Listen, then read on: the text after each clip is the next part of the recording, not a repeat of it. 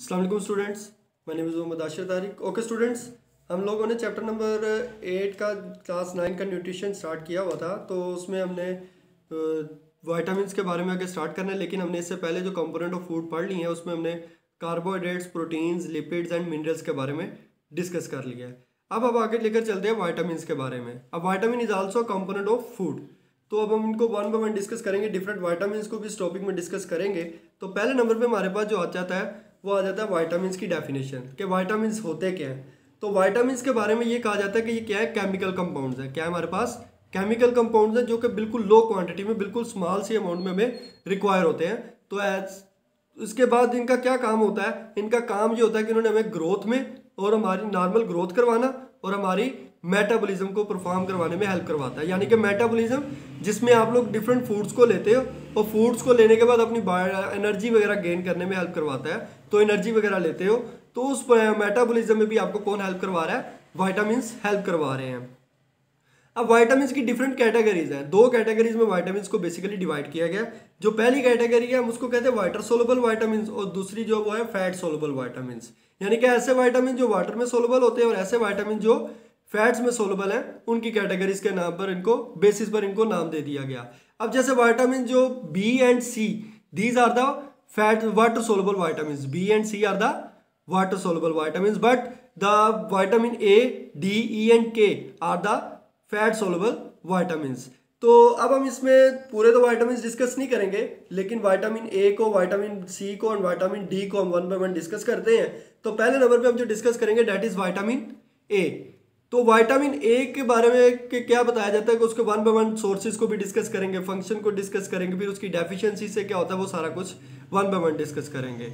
पहले नंबर पे हम जो देखते हैं वाइटामिन ए की सोर्सेज क्या क्या है कि वाइटामिन ए हमें कहाँ कहाँ से मिल सकता है। तो लीफी वेजिटेबल जितनी है, जैसे स्पिनच है, कैरेट है, और उसके बाद आपके पास मस्टर्ड है, यानी कि साग, पालक, गाजर वगैरह जितने भी लीफी वेजिटेबल जो पत्ते हैं, जिनके पत्ते होते हैं, ये सब क्या है, इन सब के पास वाइटामिन ए बहुत ज़्यादा हाई अमाउंट में प्रेजेंट होता है। उसके बाद आपके पास येलो एंड ऑरेंज फ्रूट्स जितने हैं, यानी कि मैंगो है, टैंगरीन्स हैं जिसको किन्नू कहा जाता है, ऑरेंजेस वगैरह, ये सब के अंदर आपको विटामिन ए की क्वांटिटी बहुत ज़्यादा मिलती है।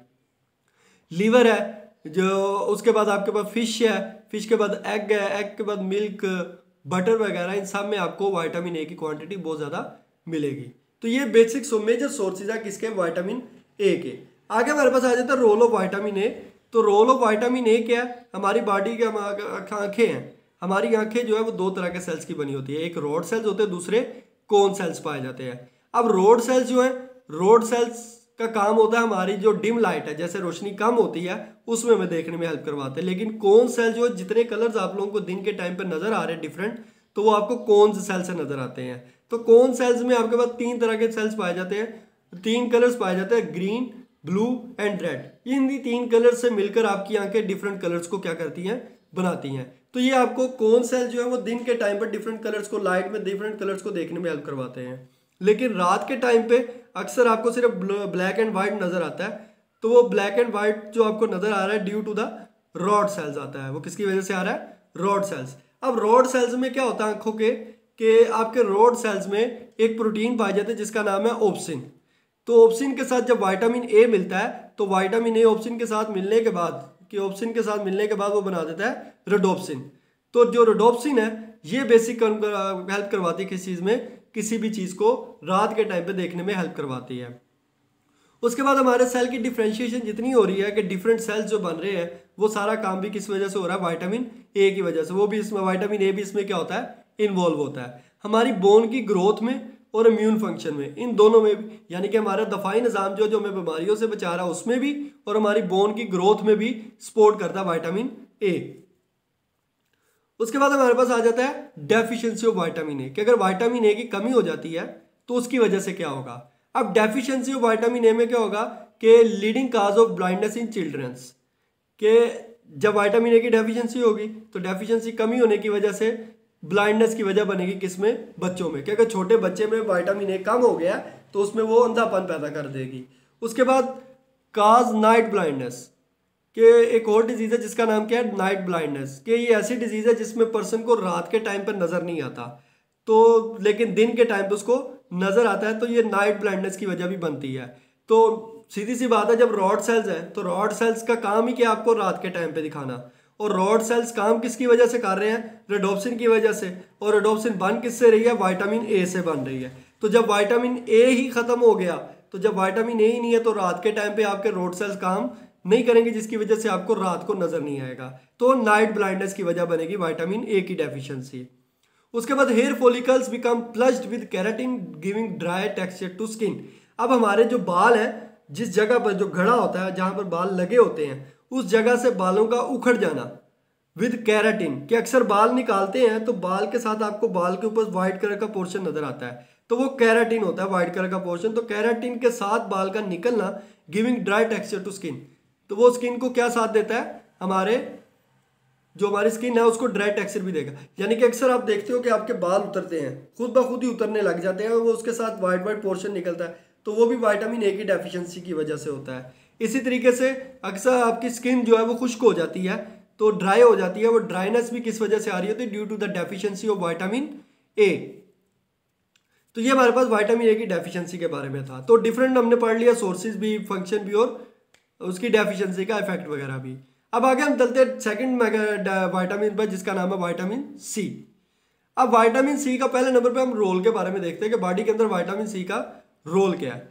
तो विटामिन सी जो है वो जरूरत होती है उसकी टू फॉर्म कोलेजन, अब फाइब्रस प्रोटीन। एक प्रोटीन है जिसका नाम क्या है, कोलेजन। उस प्रोटीन को बनाने में क्या कर रहा है, ये विटामिन सी हेल्प करवा रहा है। और कोलेजन का क्या काम है, कोलेजन का काम ये है कि हमारे जितने कनेक्टिव टिश्यूज यानी कि बोन्स वगैरह, ब्लड वगैरह, इन सबको सपोर्ट प्रोवाइड करनी, स्ट्रेंथ देनी इन टिश्यूज को। तो ये क्या किसका काम है, विटामिन सी की वजह से हो रहा है कि विटामिन सी ने कोलेजन को बनाना है, और वो कोलेजन ने आपके कनेक्टिव टिश्यूज को क्या करना है, स्ट्रेंथ देनी है। उसके बाद आपको कोई जख्म हो जाता है तो जख्म के ठीक होने में भी विटामिन सी बहुत अहम रोल अदा करता है, बहुत अहम काम कर रहा है, क्योंकि कोलेजन है ना, कोलेजन बनाएगा। तो कोलेजन प्रोटीन जो है वो वॉन्ड हीलिंग में भी हेल्प करवाती है। उसके बाद विटामिन सी जो वाइट ब्लड सेल में जब पाया जाता है तो वो आपके इम्यून सिस्टम को वर्क प्रॉपरली, क्या वो आप इम्यून सिस्टम को इस काबिल बनाता है कि वो अच्छे तरीके से क्या कर सके, काम कर सके। तो ये डिफरेंट फंक्शन है विटामिन सी के, कि पहले नंबर पे उसने क्या करना है, कोलेजन प्रोटीन बनानी जो कि हमारे कनेक्टिव टिश्यूज को स्ट्रेंथ प्रोवाइड करेगी। सेकंड नंबर पे कोलेजन का क्या काम बताया हुआ है कि वो भी विटामिन सी का भी हुआ कि बॉन्ड हीलिंग को अच्छा बनाएगी, कि आपको कोई अगर जख्म हो जाता है तो उस जख्म को जल्दी भरेगा due to the quantity of vitamin C. उसके बाद थर्ड जो चीज़ बताई वो ये बताई है कि विटामिन सी जो हमारे वाइट ब्लड सेल्स में प्रेजेंट होती है, जो कि हमारे इम्यून सिस्टम को इस काबिल बनाती है कि वो वर्क क्या कर सके, अच्छे तरीके से काम कर सके। तो ये हमारे पास फंक्शन था विटामिन सी का। अब विटामिन सी के सोर्सेज आ जाते हैं कि विटामिन सी को हम ले कहाँ से सकते हैं। तो जितने भी सिट्रस फ्रूट्स हैं, खट्टे फल जितने भी हैं, ऑरेंजेस वगैरह, टिंगरिन्स वगैरह, लेमन वगैरह, इन सब में आपको विटामिन सी बहुत ज़्यादा क्वांटिटी में मिलेगी। कि जितने भी ज़्यादा खट्टे फ्रूट हैं, सिट्रस फ्रूट्स हैं, उन सब में विटामिन सी की क्वांटिटी बहुत ज़्यादा होती है।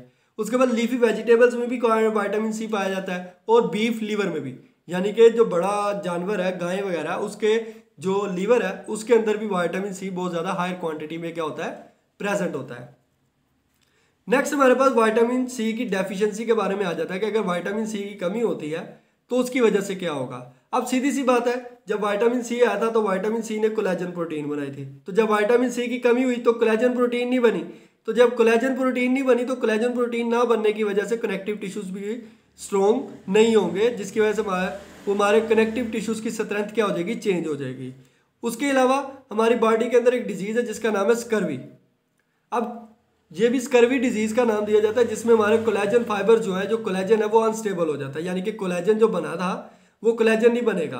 तो जब कोलेजन नहीं बनेगा तो उसके अंदर से वो डिजीज काज होगी ह्यूमंस के अंदर, जिसका नाम क्या होगा, स्कर्वी। तो अब उसके सिम्टम्स है, उसके स्कर्वी में सिम्टम्स क्या क्या नजर आते हैं, मसल एट जॉइंट पे जब कनेक्टिव टिश्यूज ही स्ट्रेंथ खो चुके हैं, वो बने ही नहीं, अनस्टेबल है, तो उनकी स्ट्रेंथ ही कोई नहीं। तो जब स्ट्रेंथ नहीं तो आपके मसल्स एंड जॉइंट में फिर क्या होगी, दर्द होगी। उसके बाद आपके गम्स वगैरह क्या कर जाएंगे, स्वेल कर जाएंगे, उनमें से खून निकलेगा, यानी कि आपके जो जबड़े वगैरह हैं, जो गम्स वगैरह, उन सब में से आपके क्या निकलेगा, ब्लीडिंग होगी, स्वेलन हो जाएंगे। उसके बाद आपका जख्म को भरने का अमल जो है वो भी क्या हो जाएगा, स्लो हो जाएगा, क्योंकि कोलेजन ने भरना था। जब कोलेजन ही नहीं बने तो वो फिर क्या हो गए, वॉन्ड हीलिंग स्लोली हो जाएगी, स्लो हो जाएगी। उसके बाद ड्राइनेस ऑफ स्किन, आपकी स्किन भी क्या हो जाएगी, बहुत ज़्यादा ड्राई हो जाएगी, कि जो काम वो कर रहा था वो सारा उसका उल्ट हो जाएगा। जब होगा ही नहीं तो वो काम, जब विटामिन सी है ही नहीं, उसकी डेफिशिएंसी हो गई है, तो फिर वही उसके काम जो हो रहे थे वो ख़त्म हो जाएंगे। तो ये वही आपको उसके कुछ सिम्टम्स बताए हैं स्कर्वी के। नेक्स्ट आपके पास जो विटामिन आ जाता है डेट इज विटामिन डी। अब विटामिन डी का क्या काम है? अब विटामिन डी ने क्या करना है, regulate calcium and phosphorus concentration, कि इसने आपकी बॉडी के अंदर जो कैल्शियम है और फॉस्फोरस कंसंट्रेशन उसको बढ़ाना है, और एब्जॉर्प्शन ऑफ मिनरल्स, और ज़्यादा से ज़्यादा मिनरल्स को क्या करना है, ब्लड से एब्जॉर्ब करना है या आपके डिफरेंट ऑर्गन से एब्जॉर्ब करके ब्लड को देना है। ये किसका काम है? विटामिन डी का काम है। अब इसमें सोर्सेज क्या क्या हैं? एक तो इसके सोर्सेज कहाँ कहाँ से आपको विटामिन डी हायर क्वांटिटी में, फिश लीवर ऑयल जो है वहाँ से आपको विटामिन डी बहुत ज़्यादा हाई क्वांटिटी में मिलेगा। मिल्क में आपको विटामिन डी बहुत ज़्यादा मिलेगा, घी में, बटर में। उसके अलावा आपकी स्किन खुद भी विटामिन डी बनाएगी by using the ultraviolet radiations coming from the sun, कि जो रेडिएशन सूरज से आ रही है उनको यूज़ करते हुए आपकी स्किन खुद भी क्या करती है, विटामिन डी को सिंथेसाइज करती है। इसीलिए कहते हैं कि जब धूप निकले गर्मियों में उसके अंदर थोड़ी देर बाहर धूप में बैठना चाहिए ताकि आपको विटामिन डी मिल सके। सर्दियों में भी आपको कहा जाता है कि बाहर धूप में बैठो ताकि विटामिन डी मिले। तो वो यही वजह कि जैसे ही सूरज की अल्ट्रावायलेट रेडिएशंस आपकी स्किन पर पड़ती हैं तो स्किन पर पड़ने के बाद आपकी स्किन खुद ब खुद क्या बनाती है, विटामिन डी बनाती है। उसके अलावा हमारे पास आ जाता है डेफिशिएंसी ऑफ विटामिन डी। अब अगर विटामिन डी की कमी हो जाए तो विटामिन डी की कमी की वजह से दो डिजीजेज है। बच्चों में जो है वो रिकेट्स काज होगी, और जो बड़े हैं उसमें ओस्टियोमलेसिया काज हो जाएगी। अगर रिकेट्स की बात करते हो तो रिकेट्स ऐसी कंडीशन होती है जिसमें बोन्स कमज़ोर हो जाती हैं और मुड़ जाती हैं। बोन्स क्या हो जाती है, कमज़ोर हो जाती है और मुड़ जाती हैं जब रिकेट्स होती है। उसके अलावा ओस्टियोमलेसिया है। ओस्टियोमलेसिया जो है एडल्ट्स में हो रही है, और इसमें क्या होता है, बोन्स सॉफ्ट हो जाती हैं, बोन्स नरम हो जाती है, और इस हद तक नरम हो जाती हैं कि ये खतरा होता है कि बोन कहीं फ्रैक्चर ना हो जाए, टूट ना जाए। तो ये हमारे पास डेफिशिएंसी की वजह से हो रहा है, किसके, विटामिन डी की डेफिशिएंसी की वजह से। तो ये बात याद रखनी है, बच्चों में जो है अगर विटामिन डी की डेफिशिएंसी होती है उसको रिकेट्स का नाम देंगे, और अगर वो एडल्ट्स में हो रही है तो उसको हम फिर क्या नाम देंगे, ओस्टियोमलेसिया का नाम देंगे। काम दोनों में वीकन्स ही हो रही हैं, लेकिन फर्क इतना है, रिकेट्स में बोन्स वीकन्स होकर मुड़ जाती हैं, लेकिन जो ओस्टियोमलेसिया है उसमें बोन्स इस हद तक सॉफ्ट हो चुकी होती है कि ये खतरा होता है कि वो टूट सकती है, फ्रैक्चर हो सकती हैं। तो ये हमारे पास विटामिन डी था आज का टॉपिक स्टूडेंट। उम्मीद करता हूँ समझ आ गई होगी आप सबको। ओके स्टूडेंट्स, थैंक यू, अल्लाह हाफिज़।